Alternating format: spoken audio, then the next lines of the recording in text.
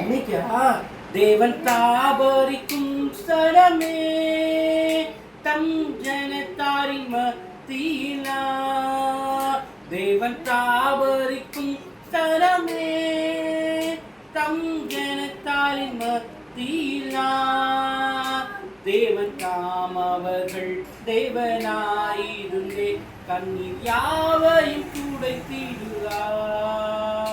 தேவன் தாம் அவர்கள் தேவனாயிருந்தே கண்ணீர் யாவையும் துடைத்திடுவார்